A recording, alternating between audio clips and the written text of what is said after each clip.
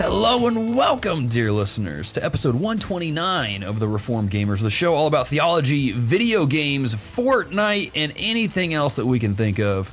I'm your I have no idea how to build host, Logan. And I am his co-host, Adam. Now, Adam, controversial show this episode 29, because we're talking about Fortnite. I posted a thing in the Facebook group, you know, doing my little Thanos memes, because I'm a huge fan of some Thanos memes right now, saying, dread it, run from it, sooner or later a Fortnite episode of TRG will arrive. And like, most people were kind of hyped about it. There was one guy that posted a meme of Conan O'Brien crying, yelling, why? But, I mean, I want to start it off and kind of set the tone a little bit, dear listeners, because we're not going to sit here and gush about Fortnite for an hour. That's not what we're going to do. There will be some of that. But we've tossed this idea around of doing an episode on Fortnite because we want to talk about its influence. This game is a juggernaut in the industry. It's had a massive amount of influence that we'll get into a little bit later, going more in depth. And I think we would be remiss if we did not talk about Fortnite and its influence on video games. You know what I'm saying? Plus, it also helps that we both really, really like the game. We both play it. So, yeah. So it's going to be pretty easy for us to talk about. But before we get into the show, a little bit of housekeeping brought to you by dear VIP Luke Strain. Thank you for supporting us on the $25 tier on patreon.com. We have a new article up on our website by Micah, who is one of our, I guess, regular writers now. He wrote a new addition into the Why I Love series focused on Hollow Knight, which is a game that I'll be talking about here very soon. Great game. He hits a lot of notes on what makes that game great. So again, go over to check out the website. Link to that article will be in the show notes. Also, something else I want to point out, because by the time that you're listening to this on public feeds, Red Dead Redemption 2 will have been out for a couple of days. And if some of you have played the game, I want you to send your thoughts to us on what you think of the game over on Twitter at TRG Podcast, or in the Facebook group, or if you like us on the Facebook page. Gonna start curating some of our dear listeners' interactions with the game, some of your feedback, but like just what you think of the game, because we'll be talking about the game sometime this year, so it'd be cool to get some feedback from you guys on what you think about the game, so we can go ahead and start putting that episode together. Sound good? All right, sounds good. Well, let's go ahead and jump into the show. Welcome to the Reformed Gamers. I talk about the things that we play and the things that we read. And that's how we start off the show, like we always do. Adam, you handsome, bearded, busy man. What have you been playing, man? What are you up to in the gaming world? Brought to you, by the way, section brought to you by Richard Morrow Keene. Thank you again for supporting us at the $25 tier. Adam, good sir. In gaming, I've been in a weird gaming, I don't know if you want to call it funk. I don't know really what you want to call it. Ever since, I think last episode, I had finished Detroit Become Human, if I recall. Sounds right. I was trying to finish it by the time we were recorded. So that was like the last game that I finished. And then I was waiting for Mario Party, so I have been playing some Mario Party. Not a ton, because that's a game. You don't really play Mario Party by yourself. I know they have challenge mode, and I want to get to that soon and kind of dabble with that and unlock some of the different characters that are, old school way. You earn them by competing and completing the game, by paywalls. That's so weird. I'm so used to just buying everything. You actually unlock them by playing DLC. Wow. You actually can you have to play all the game modes. Wow. You have to get to a certain level in challenge mode. Crazy. Dude, what Crazy a concept. thinking. What a concept. Yeah, right. And so I played a little Mario Party with my wife and some students here and there. There you go. It's going to be one of those games where you just play it randomly. Oh, we got some people coming over. Let's throw a Mario Party, play it. It's not going to be a game that's like constant, like I'm 30 hours into it after 3, It's a good pickup and play. It is, and I've already had some really fun opportunities in my RAs and stuff like that. But other than that, I haven't wanted to play a whole lot of other stuff. Wow. I don't know if that's because I'm waiting for Red Dead, and I don't really want to start something and feel rushed to try to beat that. I also had, this last Thursday, I had hand surgery, so I had like a ganglion cyst on my left hand. Oh, wow. And so I've had it for like a year and a half, and I just, for whatever reason, finally was like, all right, enough's enough. We need to just get it removed. So I had that surgery this last week, and we were on fall break, and so we were back home in Michigan. I had my Switch, and I'm like, I still need to play Dead Cells more and just continue to give it more of a legit try. But I kept just sitting there and just being like, I just don't really want a game. I think there's part of that where my hand was bothering me, of course, because I've got probably like a 2-inch incision on the top of my hand. So it was pretty swollen. I probably could have still played something, but I was like, you know what? I'm enjoying my family time. I'm enjoying, hanging out with Ren and Hannah. Shout out to my wife. Like, man, the real deal MVP. Because I couldn't like really pick up my daughter. I couldn't really do a lot because of my hand. And so I've been telling her she was bearing the metaphorical and physical weight this last week. And so huge shout out to her. So since I couldn't do a lot to really help, I was at least trying to just watch Ren and not really get disengaged. So didn't get to play any Switch or anything this weekend. But what I've been playing is Fortnite. For the first time ever, I got the Battle Pass. Oh, wow. And so moving on up, dude. I'm like, I've played this game so much. I know I'm going to be playing it a lot with students. I'm like, it's $10. I'm going to buy it once, and hopefully I'll never have to buy it again. So I'm like, I'm into the challenges now, which has been really interesting. When I was always playing before, I was always just about like, I'm here to get wins. Like, that was my main goal. But now that challenges are there, it's like I kind of, I'm approaching the game differently. Yeah. Oh, I need to go to this place. I need to do this. I've been playing a lot more solo because there's solo challenges that you'll get, sporadically. And so definitely has changed the way I've been playing the game and the amount. So I've been playing that a lot more. And I'm almost to the level where I think I'm like Battle Pass tier maybe 30, 32. Wow, man. And I think you get to like 35, 36 to like, and I'll have enough V-Bucks to make it to be able to buy the next season when it comes. Yeah. So, man, you've been putting in some work. Yeah, it's been fun. Like, I've been getting better. I mean, I was a little rusty picking it back up this last week, but I'm not great. So I'm not going to act like I am. But I was playing with some guys and I had like a 7-kill game, had the last kill, had some clutch kills when people were knocked down and stuff. So it's fun having those moments with like my residents. Yeah. Because they're all way better than I am in like streaming stuff. And, I'm limited now that we have Ren. Like when Hannah's cutting hair, I have to be in the apartment if Ren's taking a nap. Right. So it's been a really cool opportunity also just to, be able to connect with guys, tear down some barriers, like just build some rapport and trust even from the apartment. So I've been super thankful for that. But that's really the main thing I've been playing. When I finished Detroit, I was like, okay, I'm not going to get another game I'm not going to try to start another game until Red Dead Redemption. Yeah. Because I don't want to have to crunch and I want to finish the game. And so I'm like, I'm just going to focus in on Fortnite and the challenges and then hopefully get into Dead Cells. But just for whatever reason, I just haven't been super motivated to do that. So, and I've been really tired. I mean, sure. The last month has been pretty busy as a dorm. And so I think all those things has been a really weird, I don't think it's burnout. I just think I've been tired. Yeah. And so it's that time of the year, man. It's busy for everybody. Like that's how I've been here. I've been tired a lot more than what I normally am. It's busy. Yeah. So all those things included, it's been a weird gaming stage, but Red Dead will be here sooner than later. I was saying in the pre-show, I've got a wedding this weekend, and I'm super excited to go and celebrate with that friend, but also super bummed that I'm not really going to get the Red Dead until probably Monday or Tuesday. Yeah. So, but it is what it is. Life goes, and you got to do it. I love video games, but priority-wise, exactly. Got to keep it in its rightful spot. So that's it, man.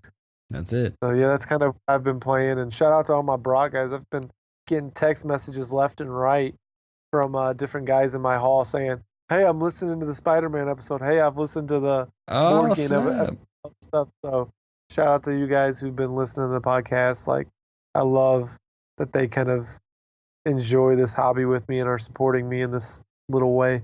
Yeah, right on. Well, cool. Well, shout out to you guys. Thanks for listening. I always appreciate that. I love getting those messages saying like, "Hey, I checked out this episode," or I just got one today that was like, "Hey, I was listening to this episode, and you mentioned a book on prayer. What was that book?" I'm like, first of all, thank you for listening to the podcast. Oh, Second of all, the book is The Power of Prayer by C.H. Spurgeon. I already let him know, but in case anybody else is wondering, as far as what I've been playing, talked a little bit earlier about it. Hollow Knight, been playing a lot of that actually. Finished that over the weekend. Finished it with 70% completion of everything in I think a total of 21 hours, I think is what I put into it. The game is massive, dude. I was talking to some friends who have been playing it as well. Shout out to Nate McKeever, the Backlog Breakdown. We were talking about it, and I was like, okay, the game has DLC stuff in it, but like how do I do the DLC stuff, because I haven't found it at all.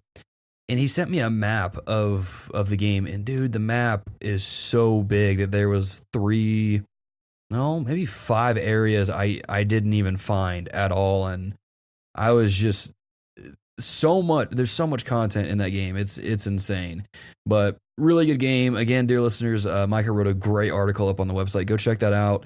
It's got a link to a stream I did a couple weeks ago playing the game, so you can check it out for yourself. Really, really cool game. I'm going to try and go for the platinum for the game. My only hesitation is that there are these trials that you have to do that, from what I understand, get increasingly more difficult. And the game is already hard enough as is, so I may try to get as many trophies as I can, and then just go from there. But really, really good game. And Adam, I think since you played Salt and Sanctuary, you might actually like Hollow Knight, because it's kind of similar in a few areas. But that's what I was watching. It's funny. I was actually, when I was feeding Ren today, I was watching something on YouTube, and I'm like, I've got like 10, 15 minutes. And I pulled up your Hollow Knight stream. oh yeah, And that's a lot of what I was noticing. I'm like, this looks a lot like Salt and Sanctuary. So the same thing back at you, good sir. yeah. I know you love Hollow. You got to get back into Salt and Sanctuary. I know. And I got to get into Hollow Knight.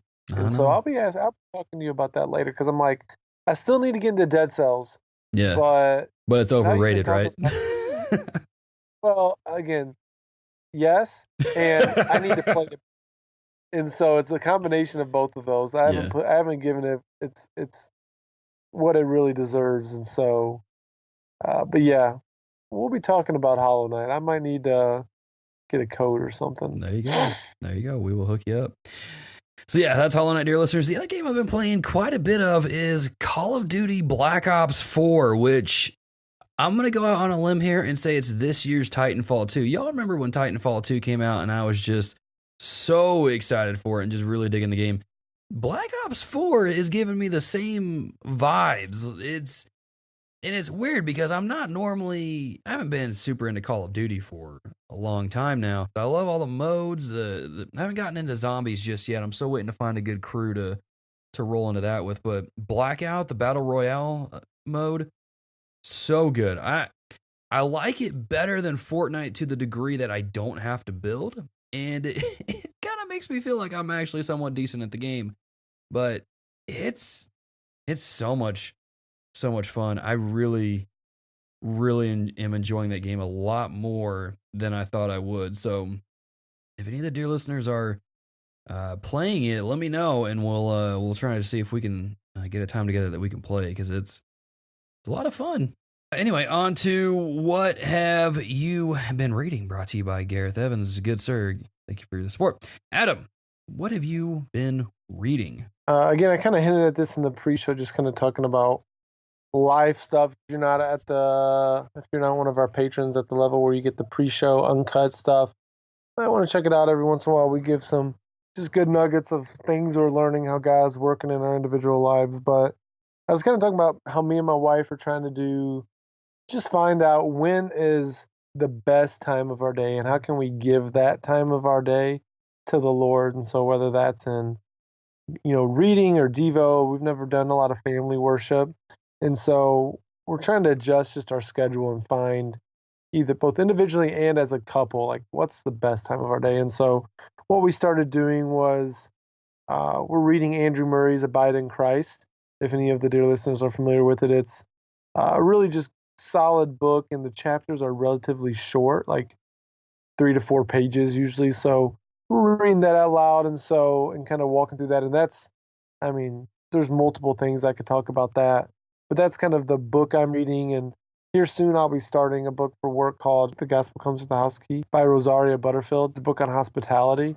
And from what I hear from everybody, my wife's already read it, and she's like, Adam, this book is wrecking me. And I'm like, I don't love my wife getting wrecked, but I love that the Lord's using that in her life.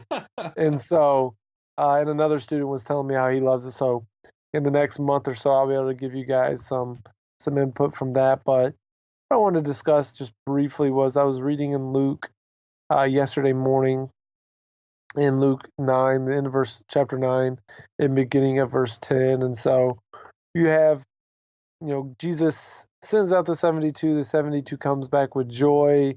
They're given all these reports, and so on. And so Jesus is talking to the different people. But then it says in verse 23, it says, then turning to the disciples, he said privately, blessed are the eyes that see what you see. For I tell you that many prophets and kings desired to see what you see and did not see it, and to hear what you hear and did not hear it.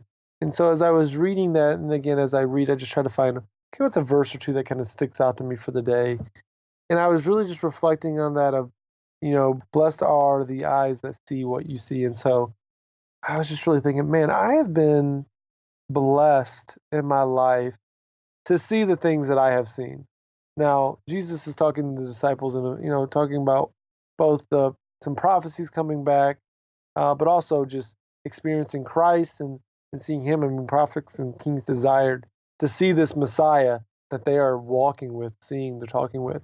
But I was just thinking even personally of like, man, knowing first of all who Adam is and how Adam in and of himself is a scumball, but yet because of God's grace, he has chosen to love me, to save me, and just bless me with a ton of opportunities of getting to both travel around the world, to get to do overseas work, to get to do the job, like ministry. And so I was just thinking like, man, irregardless of what happens for the rest of my life, say everything from this point forward is just bad, persecution, struggle, trial, I can still say in that verse, man, blessed are the eyes that have seen what I have seen. Like I've just been, even with my daughter and my wife, like God has been so gracious, and I just recognize the blessing. And so it's just a good moment of reflection. So I'd even challenge the listeners of like, life may be hard and difficult at this moment, but man, if you've seen Christ, if you've experienced his love, like blessed are you for having seen Christ and having received him. And even just perspective in general of like, what other things has God blessed you with getting to see? And so it was just a really good, humbling moment of reflection and just having a lot of gratefulness and thankfulness for God choosing to bless me when I was not deserving of any of it. So that's good, yeah, that's man. a little bit about what I've been reading and just reflecting on. That's good stuff, man. As far as what I've been reading, still going through Down Not Out by Chris Cipollone. Don't know how to pronounce his last name. I'm sorry if I'm butchering that. I don't really have an update on it just yet. I still think I still think the book is really, really good. I think it's one of those books that, while I'm not quite completely done with the book yet, I'm getting very, very close. I think it's a book that is going to be a valuable resource if you are in ministry to any degree. So, early reco, Down Not Out by Chris Cipollone. But what I want to talk about, bringing some Bible into this. Okay, Adam brought some Bible into this. I'm gonna bring some Bible into this, and we're gonna get after it. Like I mentioned a little bit earlier in the pre-show, been not a normal recording night. We're recording on a Wednesday night, so this is right after youth for me. So I just got done teaching some of the students and went through Matthew chapter 5 verses 43 through 48, which I will read for you, the dear listener. It says, "You have heard that it was said, you shall love your neighbor and hate your enemy, but I say to you, love your enemies and pray for those who persecute you, so that you may be sons of your Father who is in heaven. For he makes his sun rise on the evil and on the good, and sends rain on the just and on the unjust. For if you love those who love you, what reward do you have? Do not even the tax collectors do the same? And if you greet only your brothers, what more are you doing than others? Do not even the Gentiles do the same? You therefore must be perfect as your heavenly Father is perfect. And the thing about this verse that makes it so challenging, and I was telling this to my students, is that when people say something to us that we don't like or it offends us, we want to say something even worse back. That's usually what our tendency is because it's our sin nature.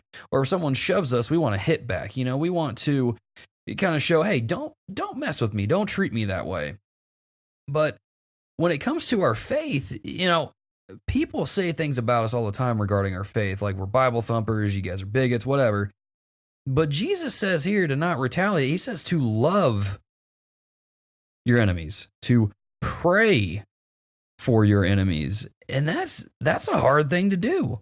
But he says the why to do it, the reason why you need to do it is so that you may be sons, or, you know, for the women, daughters of your Father who is in heaven. If we're going to say that our identity is in Christ, then we got to follow Jesus, even when we have to do this thing here that makes us uncomfortable. But I like how he grounds it by saying, for he makes his sun rise on the evil and on the good, and sends rain on the just and on the unjust. Look, the unbeliever, when the sun rises on them, God is like giving them some kind of grace to go out and enjoy his creation in the world, whether that's at a park or just sunlight, the breeze, whatever. And so if God is showing this much patience and love to an unbeliever, then how much more should we do? You know? And it's hard. It ain't easy, but through Christ, that's why I like verse 48, because Jesus throws that in about how we have to be perfect. And of course, the natural response to that is, well, that's impossible. But if you got Christ, he can give you that capacity. He can give you that ability. And it made me think of how, this is several years ago now, back in Maryville, Illinois, about the pastor being shot in front of his congregation, and his wife going on CBS to give an interview and saying, you know, we don't really have any hard feelings against the person who did it. We're praying for him. We hope that he comes to know Jesus through this, and that's what we think. And I showed my students a clip from that interview, and I was just like, I don't know how you get to that point apart from staying connected to Jesus, because without that, I don't think you could really get to that point. And so it was a good lesson. It was definitely one of my favorite things about preaching or teaching students is that, like, it hits me too. So it's really just still feeling still riding the waves of that right now. So there you go, dear listeners. Matthew 5:43 through 48. Hope that's an encouragement to some of you. Hope it's a challenge to some of you as well, because it's not easy, but Jesus commands us to do it. And if we're going to put our identity in Christ and say we follow Jesus, we got to back that up, you know? So there we go. Now, let's get into it, Adam. We're going to jump into the topic of the show, brought to you by David Skinner. We're going to talk about some Fortnite, the juggernaut, the colossus that is Fortnite right now. I might be embellishing a little bit, but let's be honest. Fortnite is massive right now. It's the new Minecraft, so to speak, at the moment. It is everywhere, okay? You can walk out of a restaurant and see a kid flossing in the street. That kind of everywhere. So before we started doing the episode, you know, we were tossing the idea around to do this episode and if we even should do it. And what I did was I got onto our Patreon and sent a thing out to our patrons and just getting some kind of responses. And so we've got a few to read here.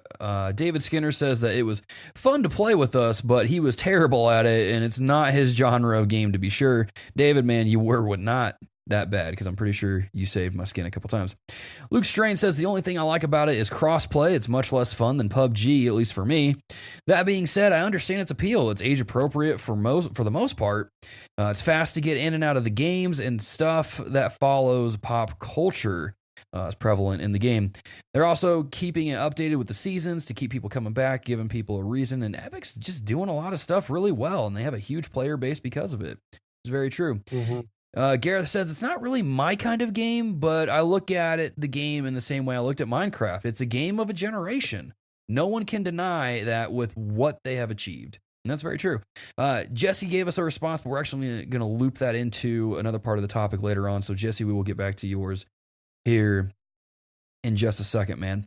So, let's start off because it's undeniable that this game is a powerhouse, and it has left. I mean, it's got a pretty big influence on the gaming world. I mean, we can look at the recent change with PlayStation in really ushering in unrestricted crossplay. You know, that was the game that put the pressure on Sony, and now because of it, you can play on your PS4. You can play against people on Xbox, PC, mobile, the Nintendo Switch, which you could do mobile and PC before. But now it's everywhere. And now it doesn't matter where you're playing Fortnite. You can play with anyone and everyone, which is huge, man. It broke down that wall of crossplay. I like what someone said. I don't remember where it was, but it said Fortnite was big enough to bully Nintendo or Sony. Yeah. You know, the biggest gaming company really almost out there right now. I mean, when you look at sales, like the reason they hadn't done crossplay is because they were the big dog on campus. Yeah, they're bigger than Nintendo. They're kind of ruling the day right now. But yet Fortnite was big enough to twist their arm in a way that Rocket League couldn't, the way that Call of Duty couldn't. A lot of these other games, they would have loved to have crossplay, but for even though those games were huge, they weren't big enough to bully Sony.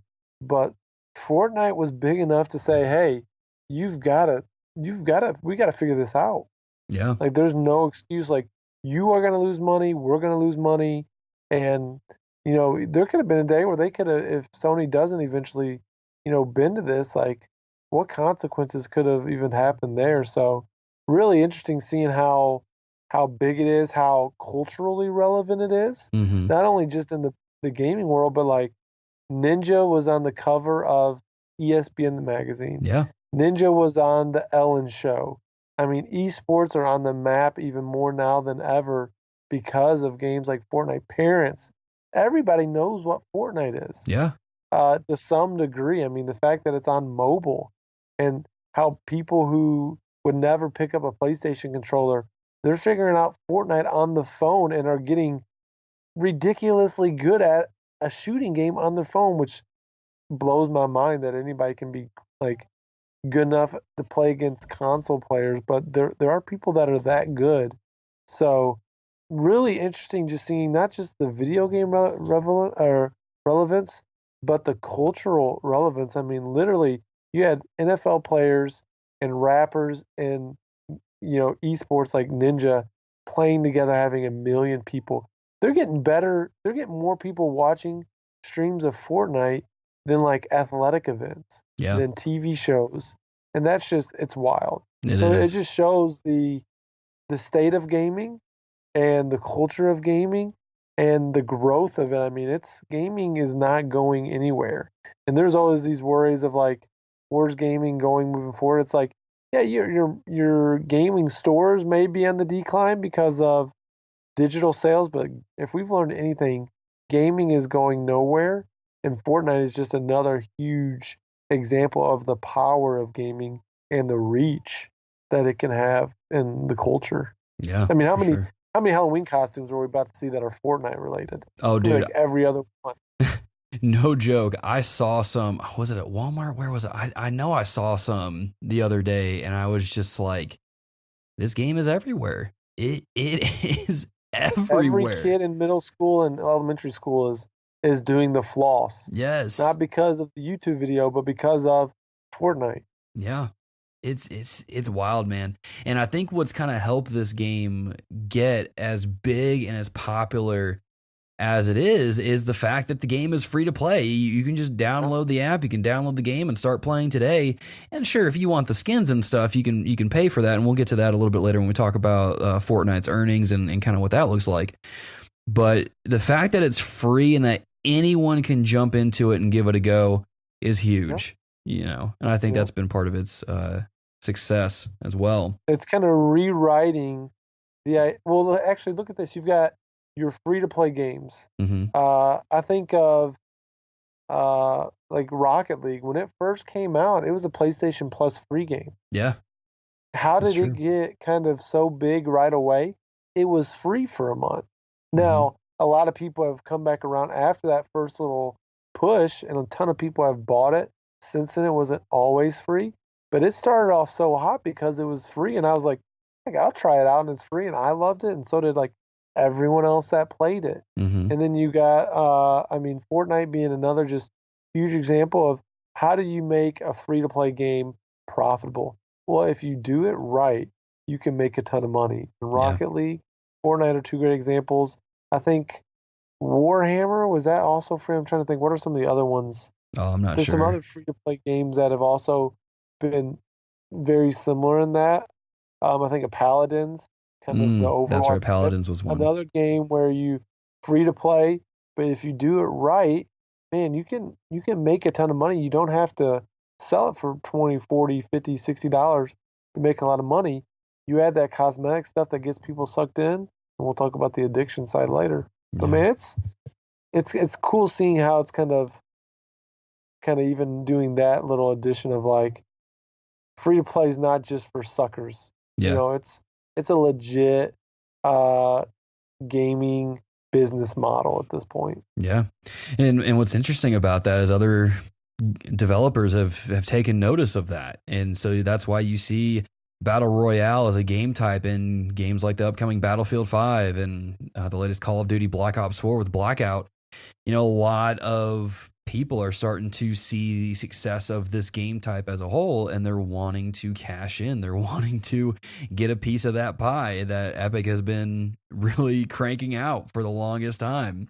And so, Adam, let's switch gears a little bit. Let's talk about what makes Fortnite so great. You and I both play it, and I personally don't play it nearly as much as what I used to. But what is it about this game that makes it so much fun to just play and kind of keep coming back to? Yeah, for me, it's really been the multiplayer component. I've played some solo. I think I keep an eye on like my user stats.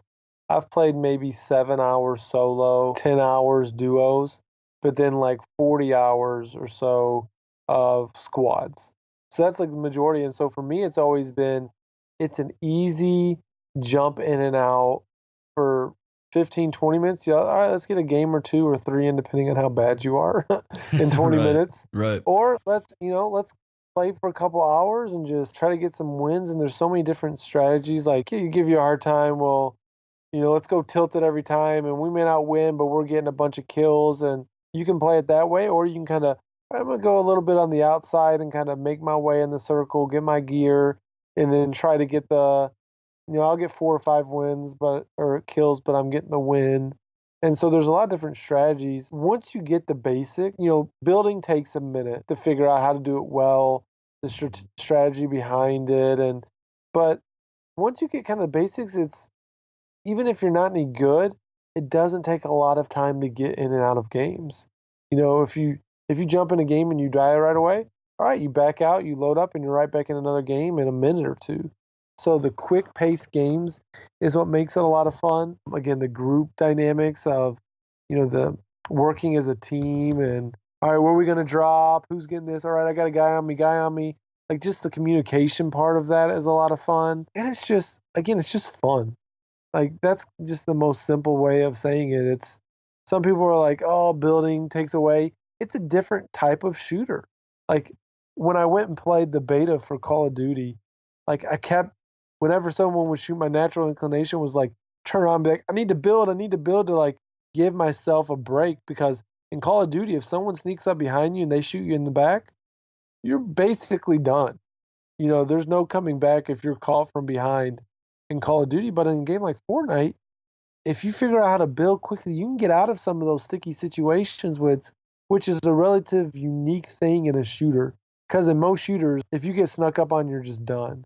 But Fortnite gives you there's that twist, the building twist to it, and then just a way that they have added. Again, I'm not a big skin guy, but man, they've done a great job with the cosmetics, making them fun, making people want to get them. The emotes, you talk about the cultural relevance. They're constantly looking at society and cultural things and saying, what can we get added to this game? Whether that's, I mean, even the initial dance, that emote that you could do was from a Scrubs episode of Turk. Oh, is that what that's dancing. from? So like, oh yeah, and it's from the Airband episode, one of probably my favorite episode of Scrubs.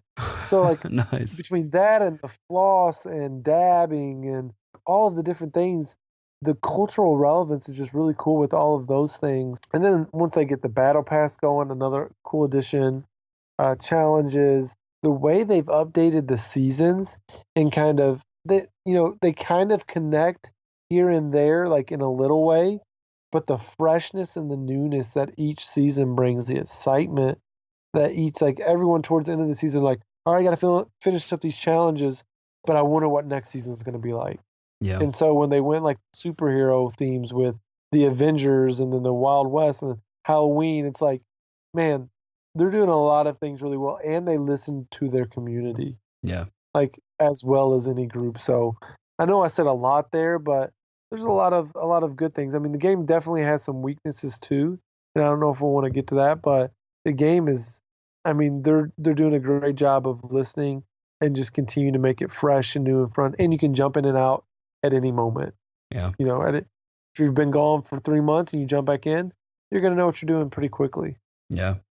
And to even add to that, one of the things that I love that they do is they constantly update that map to where every time I play, it seems like something or several things in that game changed somewhere. And I'm just thinking, what are they going to do next in here that just keeps it? Like the recent update they did had this change where it drops these pylons that spawn these zombie creatures now that attack and destroy your fortresses. And it's just like, okay, I get that you took that from Call of Duty Black Ops 4 with the Blackout game type with the zombie areas, but still, I know when I play this, it's going to be a lot of fun because you guys know how to keep people interested.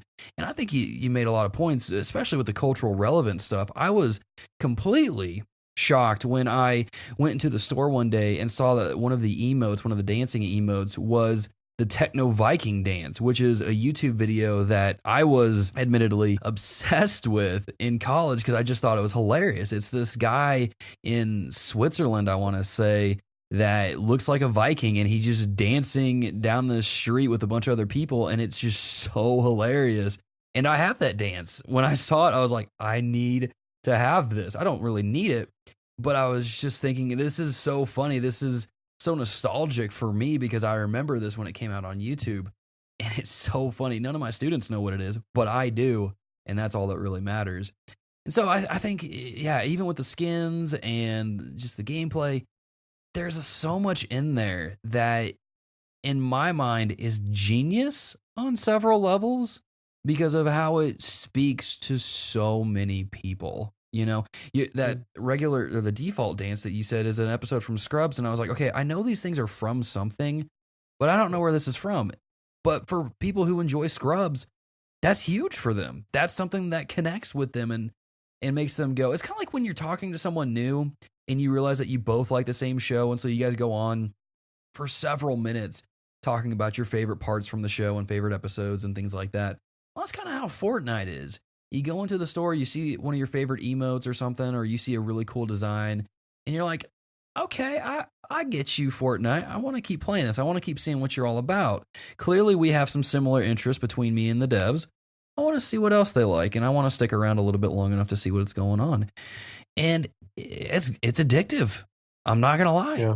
It is addictive. And you know what else I think? Sorry, that? I just want to jump in real quick. Yeah. One thing that's also really cool, as we talk about the cosmetic and the dances, none of it is necessary. That's like exactly right.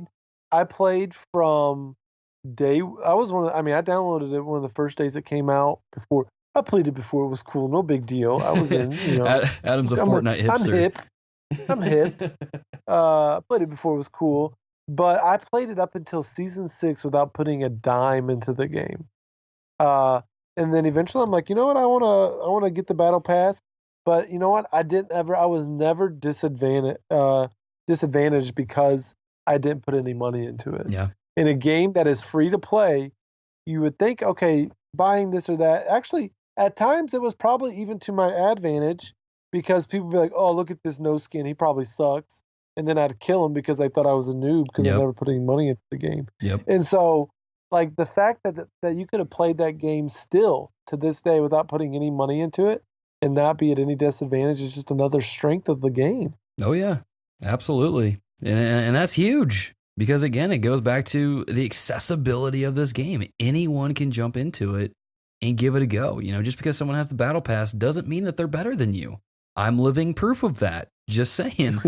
But, we talked a little bit about the addictive nature of this game. And we've seen a lot of articles come out over the past couple months, really just this past year alone, talking about Fortnite, specifically its addictive nature. And I've got an article queued up that was done. It was a study done originally over on ABC 8 News. It's WRIC.com is the website that talks about it. And there was a gaming website that kind of expanded on that a little bit. And we'll put that in the show notes for you guys. But it's a statement that says health experts say that Fortnite is as addictive as heroin. And, when you first read that, it's kind of like, whoa, this is serious. I mean, heroin is bad, But when you look at the article, now I couldn't find a direct link to the study itself. So if any of you dear listeners have that, let me know. I'd love to take a look at it. But the article states that medical experts say that video games like Fortnite can be as addictive as heroin. Now, I want to be clear with the words here. Can be as addictive. It's not as addictive. They can be. They have the potential to be. They even say that it can get in the way of your child's brain development, but they don't really say how that works exactly, except for that the game gets kids' dopamine systems involved, kind of releasing these addictive chemicals. You kind of risk reward kind of thing. So you're playing the game, you get rewarded for advancing in your battle pass tiers and going on from that. It says that it can cause cravings that kids can't live words are hard. It literally causes cravings that they can't live without. And I'm literally just reading this verbatim from the article on WIRC.com. So they tested pretty much teenage boys, and one teenage boy admitted that he continued to play Fortnite even as a tornado swept through his neighborhood. Bro. Come on. So he's like, hey, if I'm going to go down, I'm going to go down doing what I love. He's like, if I'm going to go down, I'm getting this done first. Me with sweet tea and Mountain Dew. If I'm going to go down, I'm going down with a Mountain Dew in my hand. Yep. Mountain Dew in my hand and a llama in the other. But let's talk about this a little bit, Adam, because reading this myself, this doesn't necessarily seem any different than a lot of other games, than anything in life that is addicting. I know. I mean, if you go see a movie, you're going to hopefully you'll have a good time, unless you're watching Venom or something, then you won't have a good time. I don't know. I haven't seen the movie yet. But you're going to have a good time, and you're going to like that experience, and your chemicals are going to take a snapshot of that and connect those two and think, hey, this was a good time. Let's do it again.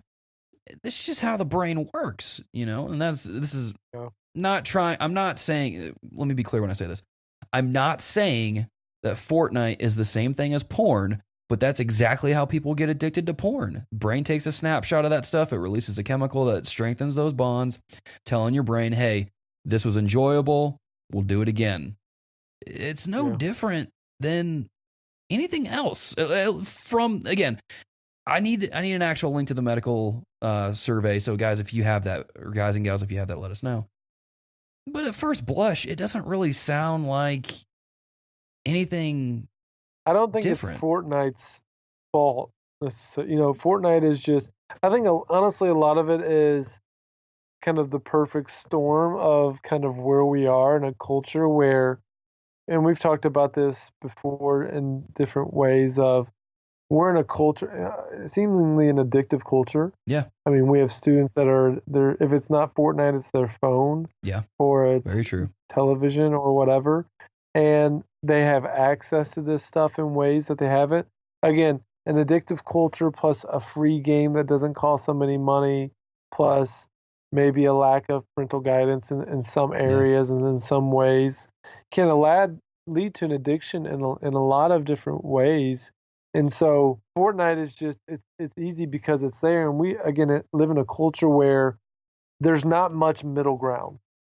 Either and with Fortnite, you have people that either love it or they hate it and think PUBG or whatever else is better. You don't find a ton of people, even in our Facebook group, who will be like, it's okay.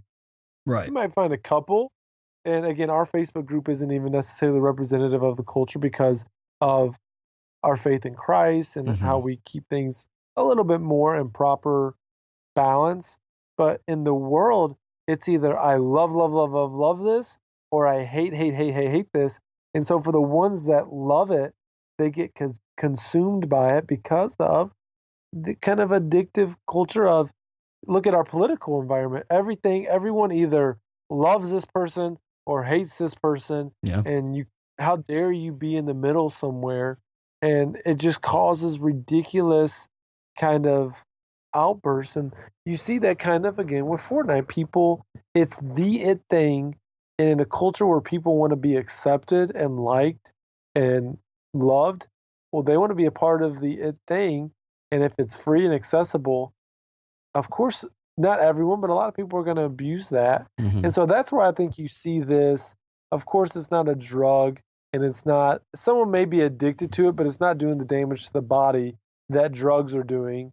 Now, it may be doing a wreck on their life if they're not eating and things like that. But so I don't like comparing it necessarily to a drug, but in the way that people can get addicted to it, especially without the right guidance, parental guidance, and like restrictions. Of course, like, man, there's probably been times in my life where I've got addicted to certain things. I remember playing zombies back in the day with my buddies, or different things on my phones. Like, that's why I can't have any of those games where you have to like check it and there's timers, because I get addicted to that where I'm like, oh, I got to get on and I've got to refresh this so I can get my next timer going. And even for myself, I can get in those addictive cycles. And so I think it's just that perfect storm of free to play, addictive culture, everyone wanting to be in the know, and it's a cool thing. So students will do a lot of things that aren't healthy. Yeah. Well, I mean, I think it even speaks to our nature as humans. You know, I've been talking with my students about identity and, you know, why we should be putting that into Christ, something that is eternal, instead of something that's going to fade away, like your battle pass in Fortnite. Sorry, dear listeners, just to let you know, that stuff's going to go away eventually. But it's that thing of like, we were created worshipers. You know, we're going to worship something. And for those that don't have Christ, you're going to worship something like Fortnite, for example, because it's that maybe not necessarily instant gratification. I think more so for guys, because we're built in a way that's designed to, you know, we want to work. And so we're going to do things that we enjoy, but are also technically work because we get rewarded for it, which is what happens in Fortnite. You play the game, you can finish a few challenges, you get your experience, you rank up, and then you unlock stuff. So you kind of have that carrot at the end of the stick leading you through the game that incentivizes you to really keep playing. But it's like you said, without the proper guidance in there, kids are going to keep playing it. That's one of the things that kind of frustrated me as a youth pastor over the summer, is that I constantly heard from parents, oh, I hate that my kid's playing Fortnite. Oh, I wish I could get them off Fortnite. And I would think, you're the parent. You have the authority to not only stop your child from playing Fortnite, but to remove any and all access to the game. And I wouldn't think you're a terrible parent for doing so, but let's not sit here and pretend that you don't have some responsibility in this. And so it's weird. You know, I don't want to sit here and try to put the blame on either side here, but there is a level of agency that we need to own up to. We need to take some responsibility here, in that, you know, we do need to kind of moderate how much we play these games. Not even just Fortnite, but anything, because anything can become an idol. Let's make that clear. Anything can become an idol. Okay, this is not just exclusive to Fortnite. It's not just a Fortnite problem, because we are created in the image of God, and so we're created to worship. That is our purpose, really, is to worship. And if we're not worshiping Christ, we're going to worship something. And I think in a lot of cases, we're seeing a lot of students worship Fortnite because it's free to play, it's easy to get into, and of course, there's a way for you to tithe to this idol if you should choose.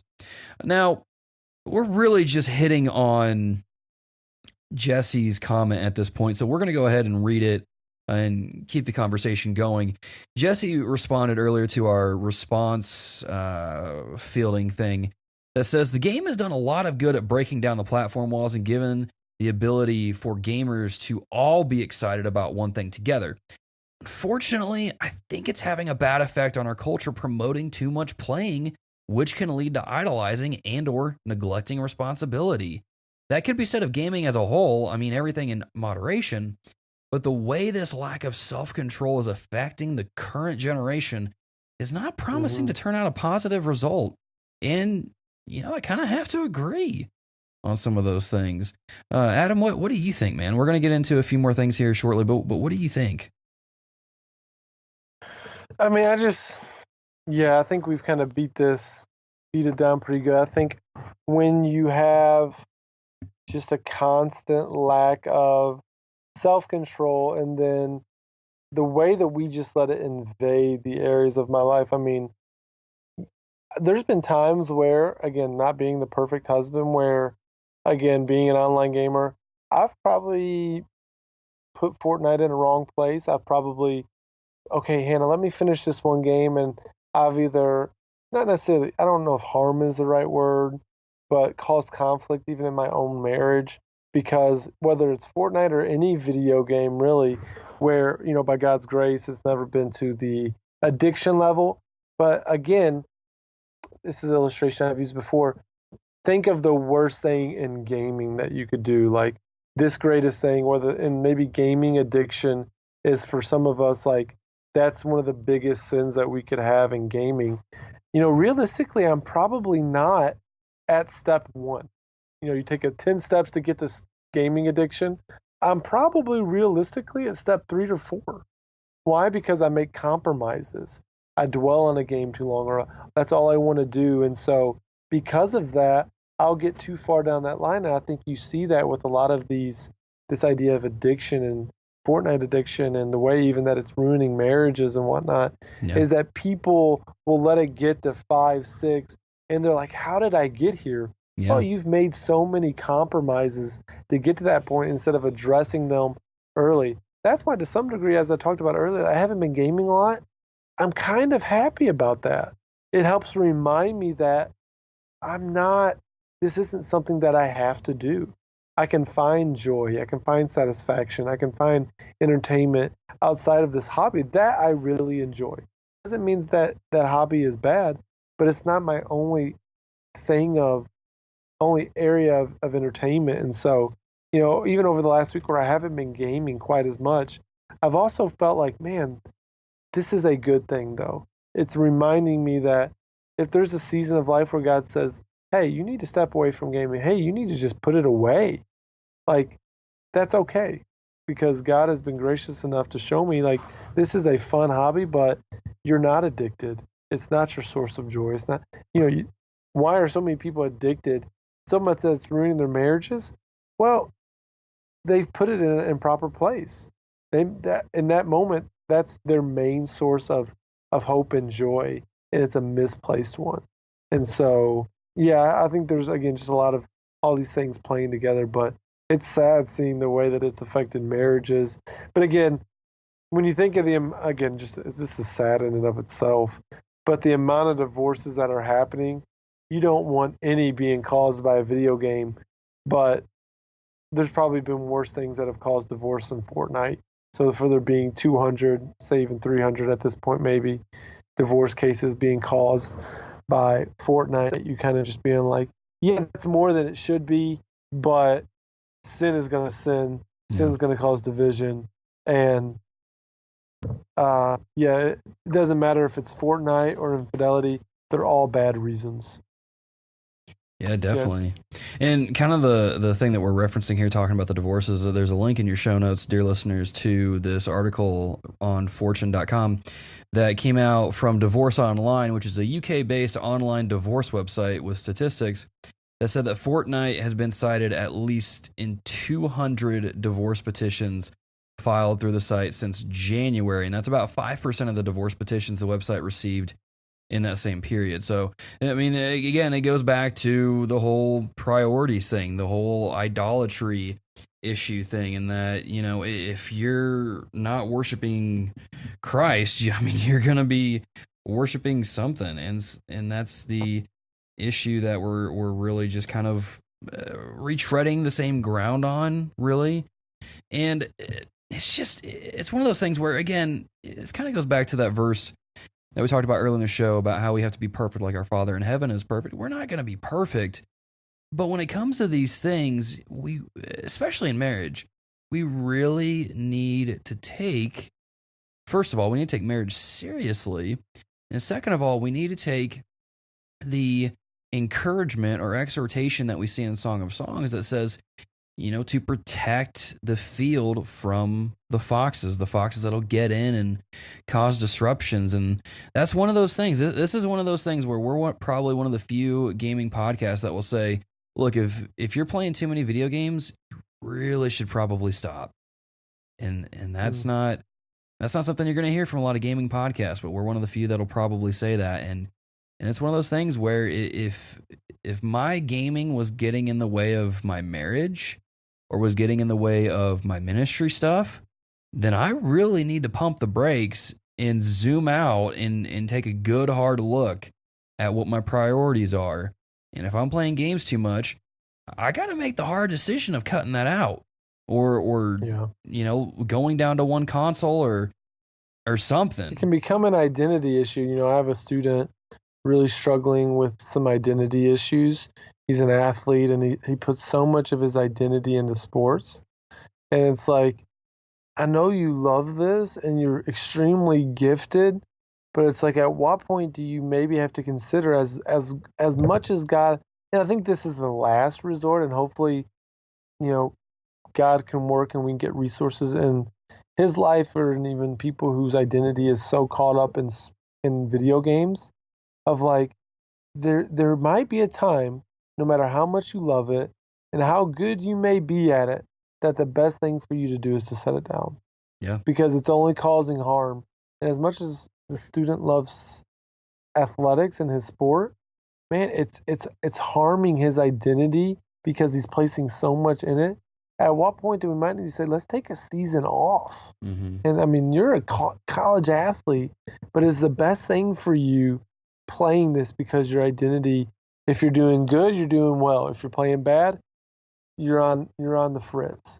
And that just proves, like, is it worth it? There's got to be, as much as I love sports, as much as I love video games, man, my identity in Christ matters way more, way more. Yeah. And one of the beautiful things about having our identity in Christ is that it's not based on our performance. None of it was ever based on our performance. So if you did good, if you did bad in a Fortnite match and you're feeling down on yourself, dude, if you're in Christ, that doesn't matter. If you lost several matches of Fortnite, which I do often because I'm not good at the game, your identity in Christ isn't shaped or modified by that. You know, God didn't look at you and go, well, you know, your Fortnite skills are not that great, so maybe I'm not going to give you as much sanctification. No, that doesn't happen. God, the gift of faith that you get from God is not based on anything that you can do. And that's so encouraging. That's so freeing. Yet when we put our identity in other things that aren't Christ, things that are based on our performance, then when we fail, it's like our whole world is wrecked. And then you don't know what to do at that point. And that's why you don't put your identity in things that will fade away, things that can be taken away. You know, you put it in Christ because that is where you are safe and secure. And that's why one of those things, and we're kind of running out on time here, and I wish we could spend more time on this. Maybe that's just what we do because it's our show and we do what we want. But it's one of those things where, like, and this is something that I've kind of wrestled with, is that you can't really use video games as a means to escape your problems, because eventually you have to face your problems and unfortunately be an adult, take those responsibilities on. But it made me think of back to when me and Skinner were talking about Ready Player One, and how Halliday, kind of towards the end of the book, pushes this idea forward of living in the real world and just living there and not living in the oasis, because living in the real world, that's the only good place to get a sandwich. And let's be honest, here at the Reformed Gamers, we love our food, we love our sandwiches. You know what I'm saying? We love some Chick-fil-A is what I'm saying. Whataburger, oh yes, please, hallelujah. PTL, thank you, Lord, for creating the necessary ingredients to make a patty melt. It's so good. But we can't use these games as a self-medication technique. We have to go to Christ.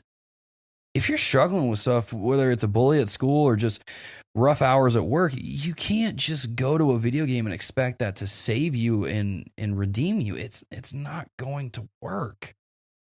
For Fortnite, video games, whatever it is that you go to, is not going to save you. It's not going to redeem you.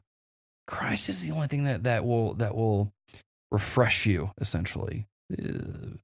But this is all really just kind of summarizing what we've been hinting at already. Now, Adam, let's switch gears here. Fortnite, again, is a juggernaut, not only in the video game sphere, but also financially. Okay. We got some of the stats here from GameRevolution.com talking about how much money this game rakes in. Okay. Now, there's a lot of numbers that go around, but some of the things that we're going to hit on here is that Fortnite makes, this is how much money they pull in a day, $2 million a day. Let that sink in. $2 million a day, with a peak of $3 million spent in game on July 13th, which I think is when the game came out on the Switch. And so, I mean, a huge surge there. According to stats from SuperData, Fortnite has earned Epic Games over $1.2 billion by the end of May this year. Who knows where it's at now?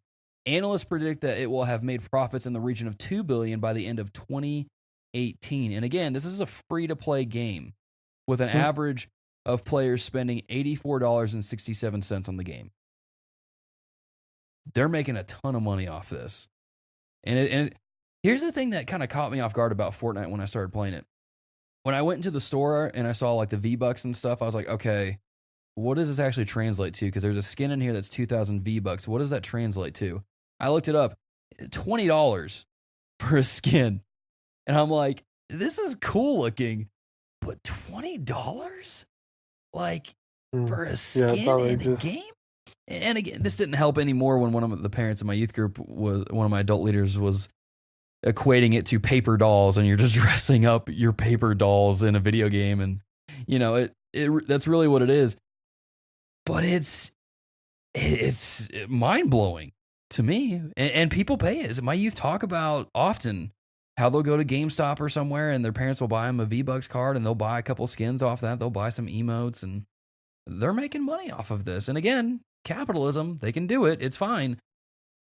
But golly, how they figure this out is beyond me. And of course, as a cautionary tale with one of these things, I don't know if I can really speak to being a wise steward with God's money, because I've spent money in this game on skins that honestly I probably don't even need. Well, not probably. I definitely don't need them, because Adam over here has played the game for so long without buying one, and he's been okay. No but doubt.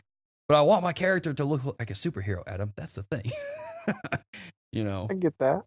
But dude, hearing these numbers, man, what's going through your mind on this? Again, it just proves the thinking outside the box. When Fortnite probably first came out, there was probably a ton of question marks of, is this game going to be, there's not, we don't really have a battle royale mode really at that point. There were a couple other games that, PUBG had kind of had theirs for a bit. But Fortnite was like, we're going to do what they did, but we're going to make some adjustments. We're going to make it cartoony. It's not realistic like a PUBG was. we're going to put this weird building mode in it. We're going to just do some odd things, and we're going to make it free. Like, just think if PUBG was free, what kind of difference? I mean, and it was only a $30 game. We wonder what kind of impact even more it would have made if it was on PlayStation also, but if it was also free. Like, we may be all playing PUBG right now instead of Fortnite, but Fortnite chose to go about it some different ways. And man, it just pays off. So I think it helps just remind us of like, and the scary thing is a lot of people take a lot of chances that don't work out, but man, not being afraid to believe in what you're doing and running with it, because for a lot of people it may not, but for the ones that it does, man, there can be a huge payoff. And so and then just when you do it right, man, you can add, people want to give money to it. I didn't mind buying the battle pass when I had played it for however long for free, because I'm like, you know what, they've earned my money, and I'm not the guy that usually does that. I'm so cheap. I will play some games for as long and as free as I can. That's true. But this was one where I'm like, you know what? They've earned my money, and it's only $10. So I kind of get to choose the level that I want to even give. So I didn't have to say, okay, here's $60. You know what? They've earned more than $10, but I'm gonna at least give them their $10 because they've earned that. And so, just the way that they've done their product so well, it causes people to want to come back. It causes people to want to get the skins because, and I'm much more open to potentially buying a battle pass or a skin when I know I didn't pay anything for the game. And so that has a ton of ripple effects also. Yeah. And that's been kind of my reasoning behind why I'm okay with like spending, it sounds so bad when you say it out loud, spending $20 on a skin is because the game was free to play, but I've gotten easily over 70 hours of enjoyment out of this game. And the developers continue to support the game and change the map and add in all these cool features. I don't have a problem throwing some money their way and saying, hey, you guys keep making this game great. I want you guys to keep having money, even though I know I could probably stop buying all these skins and you guys are still going to make a ton of money. But it's one of those things where it's like, if you guys are doing good work, I don't mind supporting you here and there. I think $20 a skin is a little too much. And just so people know, there are skins that are less than that are closer to $10, $12 or something like that. And the items vary in the shop. So not everything that you buy in the game is $20. It's varying amounts of money. But at the same time, it's working for them. It's working for them. There's a demand there. They're supplying it. And it's working. It's crazy to see how much it's working. Now, before we kind of close this part of the show, we end our topic discussion on Fortnite. Adam, man, you put this one in the notes, and I really like this question that you asked, and I think this would be good for those of us that play Fortnite. What are some things that we want to see from Fortnite moving forward? Adam, let's start with you, man. What do you got? What are some things you want to see Epic put into the game in the future? This one's, I think it's in the works. I don't know when or if it will, when it will happen. I think it's just a matter of when, not if. But the opportunity for custom matchmaking, I know they have the playground modes, but for a guy that lives in a dorm with like 200 people, I'd love to host a tournament. And I've emailed Epic trying to get them to give me like, because certain streamers will get keys and stuff like that. I'd love to be able to be like, all right, this is the code, enter this code in your system. Now that crossplay is available, and the first 100 people that join, we're gonna start up at 8:05 or whatever, and we just start having Fortnite tournaments. So for me, really getting and knowing that, and again, I understand certain aspects of why they have it. A big draw is 100 people. If you start giving out custom matchmaking, it may only be 30 people, and you've got this huge map, so it's just a lot of delay or whatever. So a part of what makes Fortnite great is the 100 people. So I don't know what kind of restrictions they could add, like you can't start a game unless you have 90 people, whatever. Mm-hmm. But that's one of my main one is the idea for custom matchmaking where I can have my own server. And I mean, we could do TRG night or whatever, and we could easily get 100 people in TRG. Hey, everyone jump on. Here's the code. We're just going to play however many games for a couple hours. And so that's probably my my number one is that. So I'll go with that one, and then I'll throw it to you, and then we can kind of go back and forth. Anything off the top of your head that you want to see in Fortnite? Yeah, one of this is something I've already said actually. Cheaper skins. You know? And I get that they do that sometime from time to time with like the $5 bundle things that they throw out there, but I would love to see the skins get a little bit cheaper, or maybe do a sale at one point where, you know, if you've been wanting a particular skin, maybe you get a token that's only good for a set amount of hours and you can apply it to one item in the shop. And then during that time period, you get that one item or whatever you apply it to for half off or something. And you could even throw that into the battle pass. If you reach a certain rank, you get that token, and then you can use that in the store on one item. Just some things like that. Some ways to kind of even further reward the players. And maybe I'm just being too much of a cheapskate, but I think it would be a cool idea. They gave you a free game, good sir. But now you created this thing where, like, I want more, and I'm going to demand more things as a consumer of your product. I want it for free. Exactly. I'm like that little girl off Willy Wonka. I want it now. You know, like, you sir, you get nothing. Good day, sir. That's probably what Epic's gonna say if they ever hear that kind of suggestion. Well, I think what they could do is maybe instead of, you know, for me, and they did this sporadically, like PlayStation had a free, you know, skin. Like, even if it's one a month, give away a free skin a month. Just as, again, they don't have to, and I'm not, you know, if they don't, it's whatever. But those are just some of those little, now that a lot of people have put in a lot, it could be a simpler skin, but like, you know, just even if it's in the just normal battle pass, if you get to certain, because there's usually some, okay, maybe you get a really plain emote or a sticker or something like that, but throw in a pretty basic skin halfway through the silver battle pass or something. Yeah, for sure.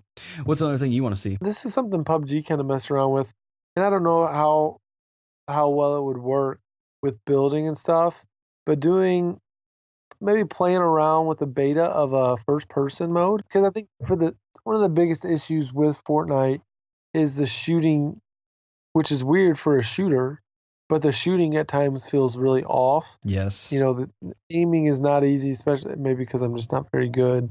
But I feel like it's just very inaccurate. And so I think putting a first-person mode, or even like, again, PUBG did, it's third person, but you can, when you're aiming down a scope, you can even aim first person.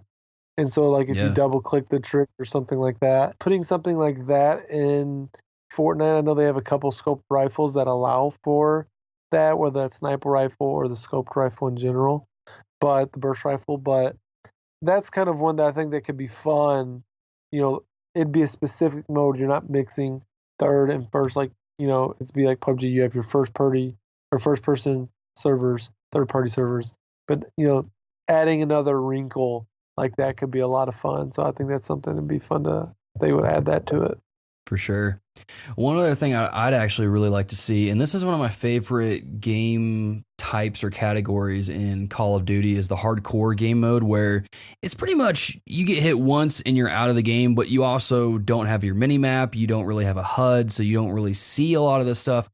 I think that would be really cool to see in Fortnite, and maybe there's a way that you can do that already, but you still have to do the whole damage modifiers and get those working right to get it working properly, because I think you can probably get rid of your HUD in the game in the minimap already, but I would like to see a mode where it's definitely more hard, I guess, more difficult, where you can't really afford to just run into a situation guns blazing. You really got to think more tactical, and you really have to, you know, be more careful when you play that game type. I think that kind of game mode would be really cool. But again, it might have been something that they've play tested already and it just doesn't work. But I'd be curious to know if they've tried it, and if not, if they would be interested in trying it out, because I think it would be really, really cool. Yeah, and think about that. People have played it enough where we all know the map. Yeah. I don't need the mini map to know where I am. True. And so you get rid of the mini map, and you create some sort of way of knowing this is where the final circle is going to be, but you don't know where you're at in regards to the storm. And so, like, if you can't pull up your map, you don't know if you're in the storm or without a storm, but you know where the circle, kind of the middle of the circle is. And so, like, that could be a really interesting, like you said, like a hardcore mode where all you have is your character. You don't have your health bar. You don't have the map, the mini map to pull up to see where you're at. You just drop and you just got to know the map, know what's going on, and going at it. Like, that'd be a ton of fun. Yeah. Let's make it more interesting. One hit takedowns with the pickaxe in that game type. Can you imagine landing somewhere? With a pickaxe in real life, you gonna die. Yeah. Let's make it realistic. Let's do it in hardcore mode.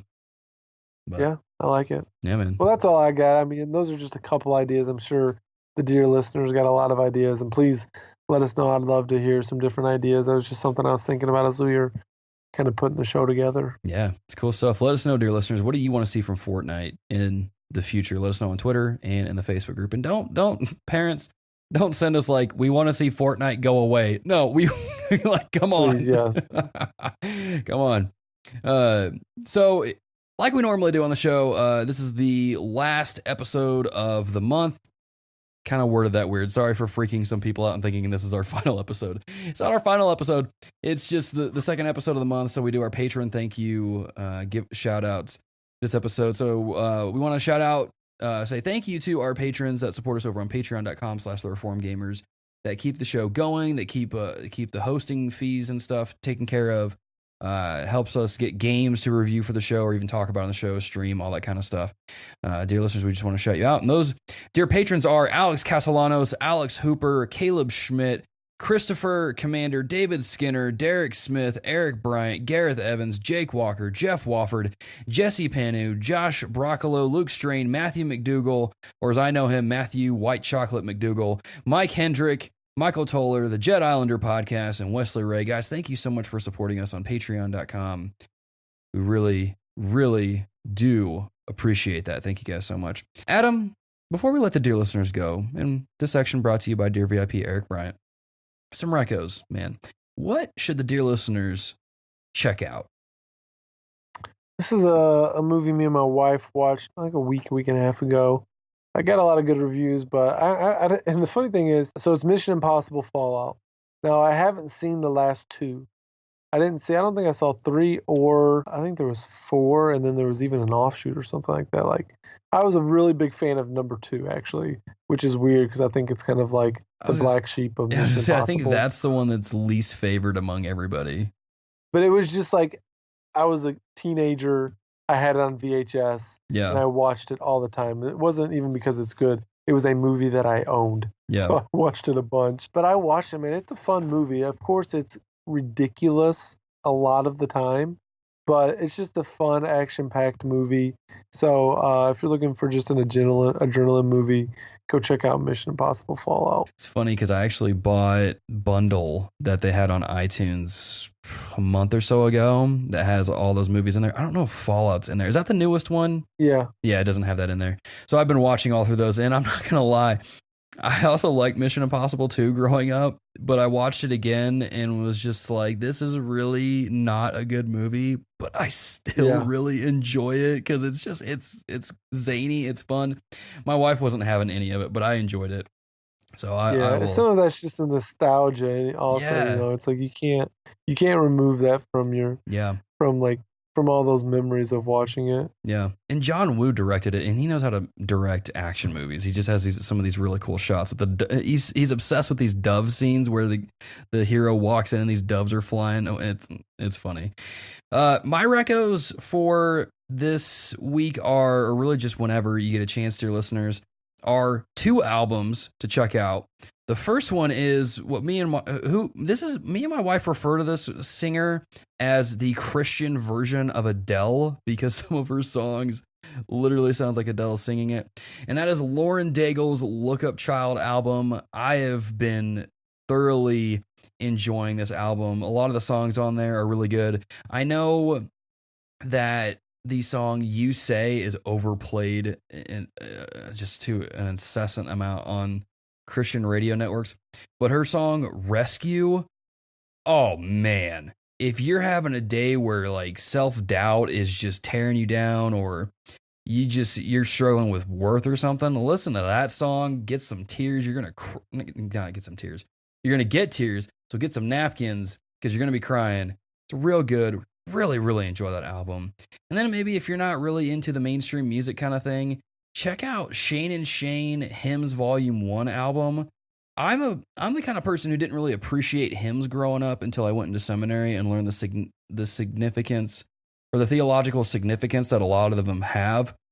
And this album is so good. If you guys haven't listened to Shane and Shane before, really talented group of guys. I really enjoy that album, and it's been on repeat in my Apple Music for last week or so now, in between some Christmas albums, because I broke my one rule and started listening to Christmas albums before Thanksgiving, but we won't talk about that. So, without further ado, thank you for listening to the Reformed Gamers. If you'd like what we do here at the show, why not go over to patreon.com, consider lending support, getting yourself some goodies with that as well, such as early access to our episodes, early uncut access to our shows, I should say, so you can listen to all the times we mess up and all the goofiness that happens pre-show. You can also go over to youtube.com/thereformedgamers to check out any of our streams that we do. Episodes of the podcast are on there as well. We're going to start streaming over there with some stuff as well, because it's just easier. You guys can just go to one spot. You can go to YouTube and get all of our stuff there instead of jumping between YouTube and Twitch. It's just more simplified. It makes it easier for everyone else. As always, you can go to the website, thereformedgamers.wordpress.com, to check out articles that are pertaining to the show. I worded that weird. To check out links to our show notes, to check out articles that we write for the show and the Why I Love series, just maybe even like offshoot articles that we tend to write from time to time. And then also you can follow us on Twitter at TRG Podcast. You can like us on Facebook. And then if you want to join the discussion, hang out with some other dear listeners, you can join the Facebook group as well. But I will say this, that if you're going to join the Facebook group, please answer both questions, because if you just hit the request to join and you don't answer any questions, we're going to hit the decline button, because we don't know you very well. Consider it an application if you want to hang out in the group. But again, you can just like us on the Facebook page if you just want to get updates for the podcast and all sorts of things like that. But without further ado, Adam, man, it's been fun. But until next time, dear listeners, GG and amen.